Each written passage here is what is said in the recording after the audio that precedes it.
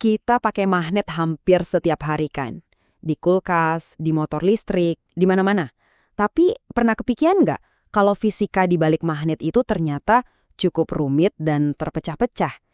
Nah, kali ini kita akan ngulik sebuah ide baru yang radikal, yang mencoba menyatukan semuanya dalam satu penjelasan yang elegan. Oke, mari kita langsung masuk ke misteri utamanya. Jadi gini, magnetisme itu ternyata nggak diatur oleh satu aturan tunggal. Malah ada beberapa aturan yang seolah-olah nggak ada hubungannya satu sama lain. Jadi ini bukan cuma satu fenomena, tapi setidaknya ada 4 fenomena berbeda yang perlu kita pahami. Nah, ini dia pertanyaan intinya. Kenapa coba kita butuh begitu banyak teori cuma buat satu gaya fundamental? Hal ini bikin pemahaman kita tentang magnet rasa gimana ya, aneh, membingungkan, dan nggak utuh. Coba deh lihat keempatnya ini. Ada gaya pada kawat berarus, terus ada gaya tarik menolak antar magnet batang yang biasa kita mainkan, ada juga gaya yang bikin magnet nempel di besi, sampai levitasi magnetik yang super keren. Semuanya kita sebut gaya magnet, tapi anehnya, fisika menjelaskannya pakai rumus dan konsep yang beda-beda banget. Sekarang, yuk kita bedah penjelasan standar yang ada di buku-buku pelajaran. Kita akan lihat kenapa penjelasan tersebut cuma ngejelasin apa yang terjadi, tapi tidak pernah benar-benar ngejelasin kenapa itu bisa terjadi. Semuanya berawal dari sini, dari penemuan Ørsted. Sebuah arus listrik yang mengalir lewat kawat, itu menciptakan medan magnet yang melingkar di sekelilingnya. Sederhana kan? Garis-garis gaya magnet ini biasanya digambarkan kayak lingkaran-lingkaran gitu. Secara logika nih, kalau kita letakkan kawat ini di antara dua kutub magnet, interaksinya seharusnya simpel kan? Medan yang searah harusnya saling tarik, yang berlawanan saling tolak. Masuk akal banget. Tapi ternyata nggak sesederhana itu. Fisika klasik malah ngasih kita gaya Lorentz, yang bilang kalau gaya yang dihasilkan itu justru ke samping, tegak lurus dengan arah arusnya, dan juga tegak lurus dengan medan magnet luarnya. Makanya kita semua diajari buat ngafalin kaidah tangan kanan buat nentuin arahnya. Dan disinilah masalahnya. Kaidah tangan kanan itu kan cuma aturan, bukan penjelasan. Aturan itu ngasih tahu kita gimana cara ngitung gayanya. Tapi sama sekali nggak ngejelasin kenapa kawat itu bisa gerak ke samping. Kayak ada lubang besar gitu di pemahaman kita.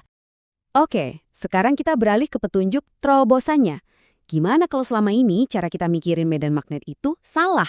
Gimana kalau garis-garis yang sering kita gambar itu lebih dari sekedar gambar? Bahkan, sang pioner, Michael Faraday, udah ngerasain ini lebih dari 1,5 abad yang lalu. Dia yakin banget kalau garis-garis gaya magnet ini bukan sekadar alat bantu visual, tapi benar-benar representasi dari sesuatu yang nyata. Nah, ini dia asumsi sentral yang radikal dari teori ini. Coba bayangin. Garis-garis medan magnet itu bukan garis hayalan, tapi lebih kayak untayan karet elastis yang beneran ada di ruang angkasa. Mereka bisa meregang, bisa tertekan, dan mereka itu nyata. Biar gampang ngertinya, kita pakai analogi yang brilian dari dunia aerodinamika. Sayap pesawat bisa terbang karena udara di atasnya bergerak lebih cepat sehingga tekanannya lebih rendah. Nah, perbedaan tekanan antara bagian bawah dan atas sayap inilah yang menghasilkan gaya angkat. Teori ini mengusulkan hal yang persis sama untuk magnet. Perbedaan kepadatan atau tekanan dari garis-garis medan magnet inilah yang menghasilkan gaya magnet. Dan sekarang, bagian terbaiknya. Mari kita lihat gimana satu ide sederhana tentang medan elastis ini memecahkan keempat misteri kita di awal.